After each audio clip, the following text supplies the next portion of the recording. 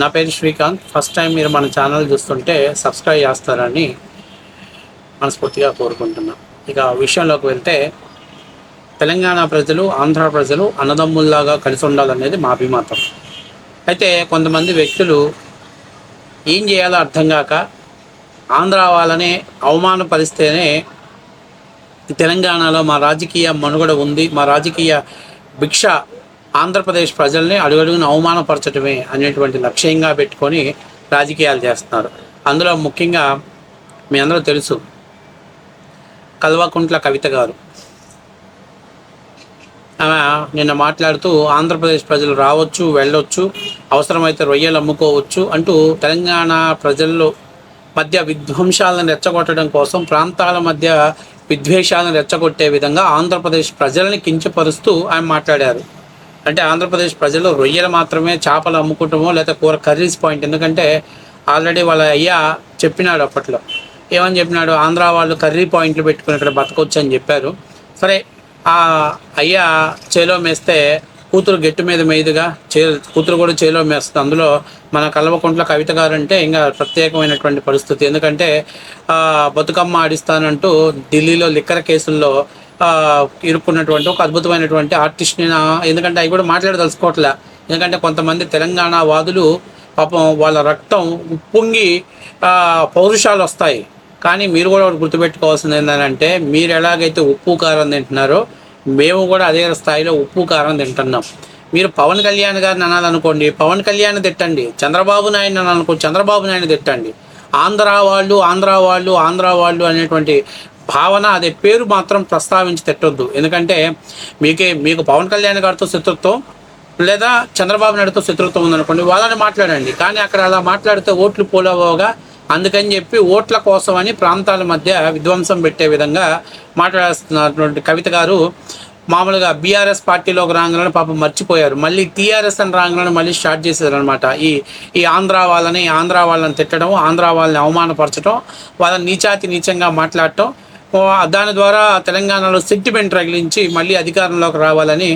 బాపు అలాగే కదా అధికారంలోకి వచ్చింది. మరి బాపు వచ్చినప్పుడు బేటా కూడా అదే ఆలోచన ఉంటుందిగా. కాబట్టి ఆమె నిన్న పాప మీద, అమరావతి మీద, ఆంధ్రప్రదేశ్ రాష్ట్రం మీద విపరీతమైనటువంటి ప్రేమ చూపిస్తున్నారు. ఒకసారి ఆమె ఏం మాట్లాడుతున్నారో ఒకసారి చూసి దాని గురించి మనం కూడా మాట్లాడదాం.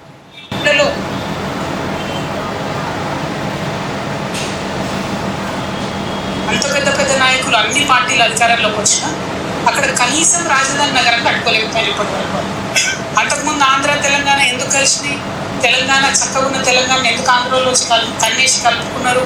ఎందుకంటే ఇక్కడ రాజధాని బాగుంది కాబట్టి, కర్నూలులో మేము గుడారాలలో ఉంటున్నాం కాబట్టి మేము తెలంగాణలో కలవాలి, తెలంగాణతో కలుపుకోవాలని చెప్పి ఆనాడు మాట్లాడారు. ఇవాళ ఏం జరుగుతుంది? మరి 2 రాష్ట్రాలు అయిపోయినాక అక్కడ రాజధాని కట్టుకున్నారు, వాళ్ళు కట్టుకోలేకపోయారు. 2 పార్టీలు కూడా విఫలమైంది. ఇప్పుడు ఉన్నటువంటి ఆంధ్రప్రదేశ్ ప్రభుత్వం ఏదైతే సంకీర్ణ ప్రభుత్వం ఉన్నదో, బీజేపీ, పవన్ కళ్యాణ్ గారు, టీడీపీ, వీళ్ళందరూ కేంద్రంలో వాళ్ళకు కొంత అధికారం ఉంది కాబట్టి ఏం చేసిండ్రు? పార్లమెంట్లో అమరావతియే మా రాజధానిలో బిల్లు పాస్ చేసుకున్నారు. ఇంత విచిత్రం అంటే, భారతదేశంలో కేంద్ర ప్రభుత్వం పెత్తనం ఉండొద్దు రాష్ట్రాల విషయంలో అని మనం మాట్లాడుకుంటాం. కానీ అక్కడ ఏం చేసి వాళ్ళు అసెంబ్లీలో తీర్మానం చేసుకోవాలి రాజధాని ఎక్కడ. తీర్మానం చేసుకోకుండా పార్లమెంట్లో తీర్మానం చేశారు. చేయంగానే ఏమైంది? అపోజిట్ ఉన్నటువంటి జగన్మోహన్ రెడ్డి గారు, మీరు ఈ తీర్మానం చేసేది కరెక్టే, కానీ ఇందులో మావిగన్ అంటే మచిలీపట్నానికి, వైజాగ్కి, గుంటూరుకి అన్యాయం జరుగుతుంది కాబట్టి ఆ ప్రాంతాలను కూడా కలుపుకొని అక్కడ ప్రభుత్వ భూమి ఎక్కడ ఉంది, మీరు అక్కడ రాజధాని చేయండి అని ఆయన పొలిటికల్ బాంబేసి ఏదైనా ఏమన్నారే, మేము ఇంత పార్లమెంట్ దాకా పోయి చట్టం చేసుకొని వస్తే ఈ పొలిటికల్గా మనకు లాభం దొరకలేదు ఏంటి, దీన్ని కన్ఫ్యూజ్ చేయాలి, ఆగం చేయాలి, ఆంధ్ర ప్రజల అటెన్షన్ డైవర్ట్ చేయాలి. అంటే ఏం చేయాలి? తెలంగాణల మీద పడి ఏడవాలి. అప్పుడు ఏమైతే ఆంధ్ర ప్రజలు మొత్తుకుంటారు, అరే వీళ్ళేంద్ర తెలంగాణ అది ఇది. సో ఈ అటెన్షన్ డైవర్షన్లు ఏం చేసిండ్రు? ఒకటేమో ఇప్పుడు ఏదైతే capital area development agency authority అని పెట్టుకున్నారో, ఆ ఏరియాలో ఈ జగన్ అన్న చెప్పిన మావిగాన్ని కూడా ఇంక్లూడ్ చేసారు ఆ ఏరియాలో. సో పొలిటికల్గా అట్లా బెనిఫిట్ చేస్తారు. తర్వాత మహానాడు పెట్టారు. మహానాడులో ఏం మొదలు పెట్టారు? తెలంగాణ పదం డిక్షనరీలు లేదని మన తెలంగాణతో లాంగ్వేజ్. ఇప్పుడు మెడకాన్ని తలకాయ కూడా డిక్షనరీ లేదంట తెలంగాణ పదం. 13 ఏళ్లలో అంత పెద్ద పెద్ద నాయకులు ఆమె తెలంగాణ అన్న పదం డిక్షనరీలో లేదు అన్నదాన్ని నువ్వు అంత బాధపడితే చంద్రబాబు నాయుడు గారు కూడా ఖండించారు. అసలు ఆ పదాలు వాడకూడదు, అది కరెక్ట్ పద్ధతి కాదు, అది మహానాడులో నుంచి ఉపసంహరించుకుంటున్నాం అని చెప్పారు. మాట్లాడింది మీ తెలంగాణ ఆయనే. సరే, ఇప్పుడు నేనేమంటున్నానంటే 13 ఏళ్ళు ఆంధ్రప్రదేశ్కి రాజధాని లేదు అని అంటే అందులో 5 ఏళ్ళు మా దరిద్రం, మా దౌర్భాగ్యం, మా ప్రజలకు నెత్తి మీద పిచ్చి బట్టి శని బట్టి ఒక వ్యక్తిని ముఖ్యమంత్రిగా చేస్తే ఆయన 3 ప్రాంతాలను అభివృద్ధి చేస్తానని బాపు దగ్గర ఆశీర్వచనం తీసుకొని మీ బాపు ఇచ్చిన సలహాతో 3 రాజధానులని కాన్సెప్ట్ తెచ్చి ఆంధ్ర రాష్ట్రాన్ని మొండ మోపించాడు. మేము దానికి కూడా పశ్చాత్తాపడుతూనే మొన్న 24 ఎలక్షన్స్లో 124 సీట్లతోటి ప్రత్యర్థి పార్టీని గెలిపించాం. ఇప్పుడు ఆయన మావీగన్ అంటే మచిలీపట్నం, విజయవాడ, గుంటూరమ్మ ఆ ప్రాంతాలు, మరి విశాఖపట్నం అని చెప్పారు. సరే, బహుశా మీరు తెలంగాణ వాళ్ళు కదా, విశాఖపట్నం ఎక్కడ ఉండదో, మచిలీపట్నం ఎక్కడ ఉండదో, గుంటూరు ఎక్కడ ఉండదో అవగాహన లేకపోవడం వల్ల చెప్పడంలో తప్పులేదులే. కాకపోతే ఇక్కడ మేమేమన్నదంటే మనం చక్కదనమైన వాళ్ళని చెప్పడం కోసం మన చక్కదనాన్ని మనం వివరించుకోవాలి తప్ప నుంచి ఎదుటి వాళ్ళ దొడ్డితనాన్ని బయట పెట్టడం అనేది దాన్ని ఏమని అంటారంటే అసూయ, లేకపోతే చూసే వాళ్ళు కూడా ఇంకేమనుకుంటారు, ఇంత అసహ్యంగా మాట్లాడుతున్నారని అనుకుంటారు. ఇక్కడ నేను చాలా ముఖ్యమైన విషయం, ఈరోజు మేము గర్వంగా చెప్పుకుంటాం ఆంధ్రప్రదేశ్ ప్రజలు ఎక్కడికి పోయినా ఆంధ్రప్రదేశ్ రాజధాని అమరావతి అని చెప్పుకుంటాం, దానికే మేమేం సిగ్గుపడాల్సిన పనిలే. అలాగే ఆమె ఇంకాకేదో మాట్లాడారు, విడిపోయేటప్పుడు మా దరిద్రం ఆ రోజు మాకు బాగలేక మా నెత్తిన మా ఆంధ్రప్రదేశ్లో తలక మాసిన సన్నాసులు ఆ రోజు ఏమో మరి తెలంగాణలో ధాన్యరాశులు ధనరాశులు పోగేయాలని చెప్పేసి అనుకోవాలి. ఆ రోజు హైదరాబాదు సంస్థానంలో ఉంది కాబట్టి దాన్ని క్యాపిటల్ చేసుకుంటే బాగుంటుంది, తెలుగు 2 రాష్ట్రాలు భాషా ప్రయుక్త రాష్ట్రంగా ఏర్పడిద్దని ఆ రోజు శ్రీబాగ్ ఒప్పందమో ఏదో ఒక బొంగులో ఒప్పందం తీసుకొచ్చి మాకు తీసుకొచ్చేసారు. అయిపోయింది. 3 సార్లు రాష్ట్ర విభజన జరిగిన అన్యాయం జరిగింది తెలుగు వాళ్ళకి, ఆంధ్ర రాష్ట్ర ప్రజలకే.